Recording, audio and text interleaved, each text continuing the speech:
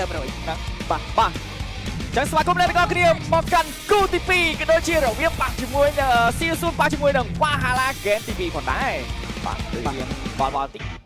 បាទស្ដាយមែនតើហ្គេមមុនត្រូវមានការចាលេងប៉ុន្តែបានលេងដូចគ្នាសម្រាប់ហ្គេមនេះវិញគឺក៏មានការចាមកវិញនេះខ្លួនដែរសម្រាប់ខូចមីចោចោក៏ដូចជាជាមួយនឹង Zion អូមីឡែនបាញ់ចាប់យើងជាប់អូយយកជាមួយនឹងបើបានពីវត្តមានរបស់ Ken ដូចអូ Ken Retreat បាននិយាយទៅ Secret គឺគាត់តែងតែធ្វើអញ្ចឹងដូចតែ game មួយដែរបាទ Ken Retreat បានតែសើយកតែមែនតែម្ដងឥឡូវមើល emblem នេះសិនព្រោះដោយសារតែ damage គេទីមួយបោកខាចាបោកណាមួយដៃវាយបោកខាចាដែលមាន passive ផ្ទះស៊ីឈាម 4% ហ្នឹង damage ហ្នឹងបោកចុះគ្នាលើ Spare 3 ទៀតបាទឥឡូវបោកវាយយកទៅជាមួយនឹង Secret សាមដៃចុងក្រោយនៅតែមិនដាច់គ្រាន់តែមួយលឹកតែប៉ុណ្ណោះអញនឹងដាច់ជាមួយនឹង Secret ដូចគ្នាអាកន្លែង Retreat មិញបើសិនជា Ken Retreat បានអូឌៀនអញនឹងឆ្ងល់ប៉ុន្តែសម្រាប់ pro player គឺគេដឹងយ៉ាងមកមួយដៃ passive ផ្ទះបោកខាចា 4% mix AP ហ្នឹងបោកមួយ skill ទី1 damage ហ្នឹងលើ Spare 3 ទៀត Yes លើទីគេបាទអញ្ចឹងបើគេផ្គុំត្រូវមកទី1នឹងទៅដល់វត្តមួយដៃផាំងRetreat is nothing យកមកបាទសំបីតែ lot ក៏ពិបាកក្នុងការ បាទ lot លេតហ្គេម Retreat ឲ្យស្ពេចមកដៃ 4% បោកខាចាំវត្តយក lot free បាទតែបានវត្តបាទចាំមើលទៅចេះណារកបបាំងកាយសម្រាប់ Secret បញ្ជា defend magic សម្រាប់គាត់ឯខ្លួនដែរ lane នីមួយៗមានអារម្មណ៍ ASP បាត់ ASP អី Hello Shadow គេបាត់ ASP ពីរដងព្រោះគេមុនដោយសារគេនេះអញ្ចឹងទៅក៏គេមានគេ phobia ចឹងក៏គេសួរលេងមួយ unlock early បាទមានអារម្មណ៍ថា Shadow គាត់បាត់ lane គេបានន័យថាបើ Hero គាត់ឈ្នះ lane គាត់បាត់ lane គេ Shadow គាត់ឈ្នះ lane គាត់អត់ fit ទេបាទអត់ fit អីតទី1មកនឹងដាច់បាត់ឈ្មោះដាច់តែម្ដង Yes sir ចាប់ពីថទី2ឬក៏ទី3ទៅគឺគាត់អូ Shadow ឥឡូវបាត់ map យកតែម្ដងជាមួយនឹងការ fast clear ផងដែរពីពេប៉ុន្តែ Shadow មាន ulti ប៉ុន្តែមានការបាត់លុយខ្លះដែរពី Yurina ពី head តែបាន retrieve user បានទៅលើឆ្មាផងដែរជាមួយនឹងការដកថយទៅវិញដូចគ្នា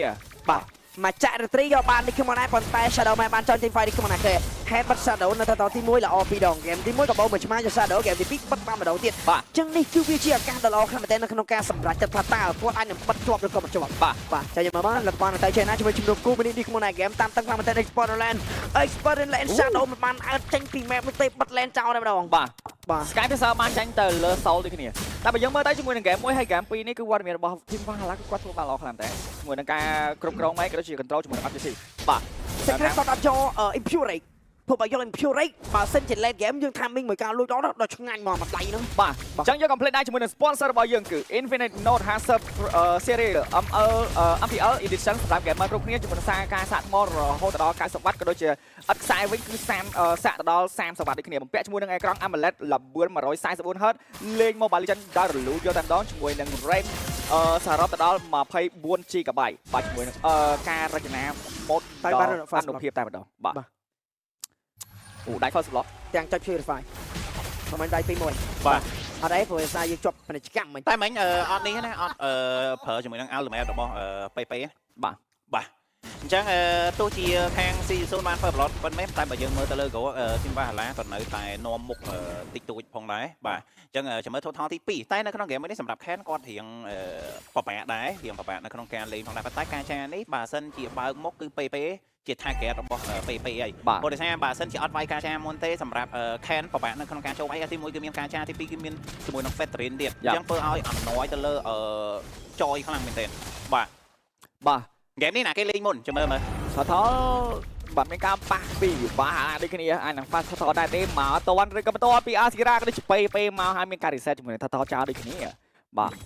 កែវនេះបើវាយបន្តយកមកជាមួយនឹង Head ជាពិតជាមួយនឹង Shadow low ឈាម 50% បាត់ហើយមានការវាយទៅលើ Head មុនគេឬក៏យ៉ាងណាចូលមកហើយពីវត្តមានរបស់ Ken អាតែបានតេងជួយនឹងការគ្រីបានពីវត្តមានរបស់ Ken បន្តជាមួយការចូលទៅពី Shadow មានការដាច់ពីពេមកដែរអាចមានបញ្ហាជាមួយនឹង Shadow ដែរទេតែបាត់ទៅមួយប៉ុន្តែបាត់បង់ជាមួយនឹង2 kill បានពីវត្តមានរបស់ C0 kill ក៏បានចូលទៅលើ Soul ដូចគ្នា double kill បាទបានជាមួយនឹង total ប៉ុន្តែ trade ជាមួយនឹង2 kill ដូច11 clear ជាមួយនឹង lane ពី Asira C0 មិន aggressive ទេណាមុលចូលទៅវាយ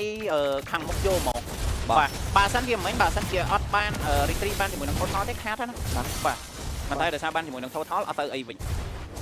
យ៉ាចឹងយើងនិយាយទៅការជាមួយនឹង site game មានអារម្មណ៍ថា Valhalla នឹងមានប្រឡងលេងច្រើនដូចខ្ញុំដែរព្រោះតែមានកលៀតែគាត់មាន purify 3នាក់ឥឡូវ site game early smooth ទៀតណាបាទ lane 3 balance បាន farm បាន expert lane បាត់ lane គេ go lane បាត់ lane គេមិនចម្លែកទេដោយសារតែ ranger damage early cloud damage late game បាទ mid lane clear លឿនជាងទៀតបាទ4ទល់នឹង3នៅខាងផ្លូវ top lane ប៉ុន្តែ on zone នៅតែព្យាយាមជាមួយនឹងការ farm ដោយមានភាពខ្លាំងរអាដូចគ្នាព្រោះដោយសារតែខ្លាចគេពួនក្នុងការបោកគាត់ដូចគ្នាផងដែរបាទខំវាយគ្នាដាច់ដូចគ្នានិ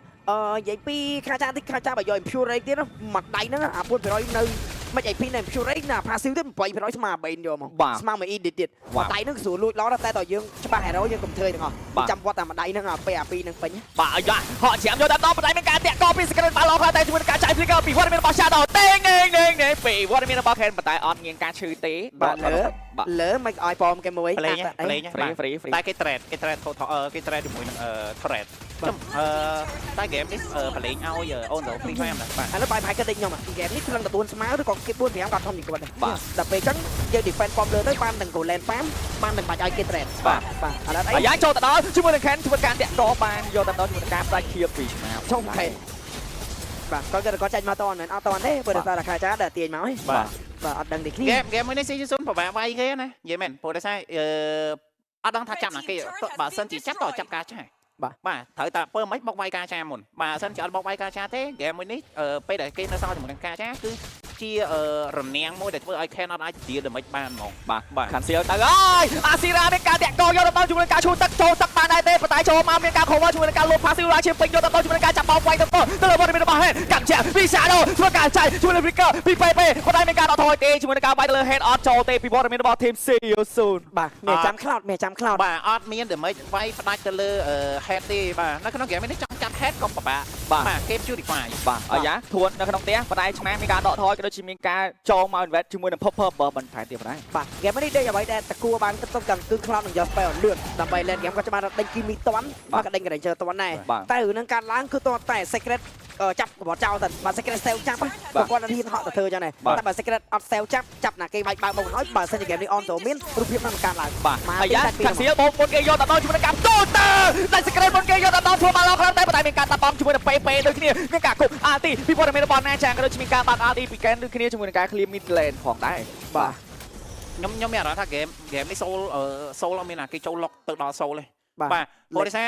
ហ្គេមមួយនេះបើសិនជាចយមានចយចូលទៅដល់ប៉ុន្តែបច្ចុប្បន្នកាឥឡូវ Granger មានណា 3-0 ទៀតទេណាបាទព្រោះថាសម្រាប់ PP គឺត្រូវថាបង្ខំចិត្តវាយការចាមុនព្រោះថាបើសិនជាទុកការចានៅក្នុង team fight បាទ Ken ចប់ Cloud អត់អាចលោតមកដាក់ជាមួយនឹង ultimate បានទេបាទព្រោះថាសល់ជាមួយនឹងការចាបាទបើសិនជាចង់វាយ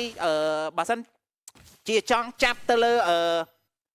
ឆ្មាតាន់ចាប់ទៅលើ head បោកអត់ដាច់បាទអញ្ចឹងណាចាគេមាន purify ដែរបាទនិយាយទៅស៊ីស៊ូនតានេះរំពឹង late game ឥឡូវយើងចាំមើលថាមាន late game សម្រាប់គាត់អត់ early ថ្លឹងនៅអ្វីដែលគាត់អាចធ្វើបានប៉ុន្តែកលៈបើយើងមើលទៅ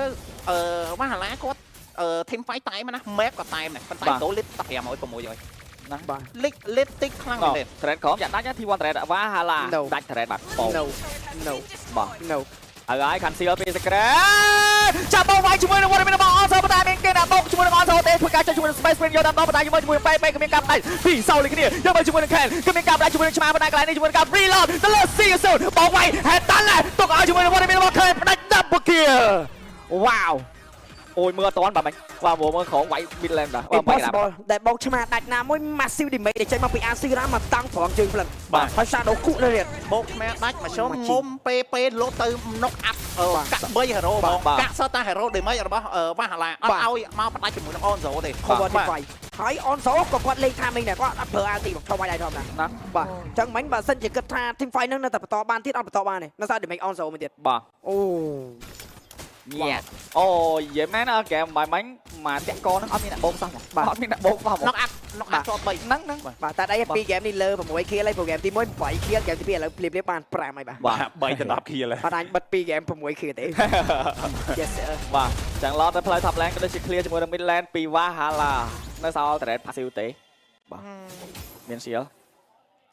ចឹងហ្គេមនេះ lot ទី1គឺ clear បានហើយក៏ប៉ុន្តែអាចនឹង make play មកដែរទេពីវត្តមានរបស់ PP ទៅដល់លោតជាទៅដល់អូជាមួយនឹងឆ្មាអូដៃឬក៏បណ្ដាជាមួយនឹងការបោកផ្ទុះទឹកពីរអាស៊ីរ៉ាស្ដាយជាមួយនឹងឆ្មាក៏មានការដាក់ពី Shadow ដូចគ្នាមកដែរបាទតែជាមួយនឹងចាងកមួយចាយ flicker ជាមួយនឹងការដកថយមកដែរពីវត្តមានរបស់ខាង team See You Soon បាទ Secret អាចបើកមកបានហើយគាត់ទិញជីវិត2ចាំមើលហ្គេមនេះណាគេ cover Secret ទោះបីជាគាត់មានជីវិត2តែងើបមកវិញសួរថាឈប់ឲ្យមកគេបានអត់រូបភាពដែលកើតឡើងដដែល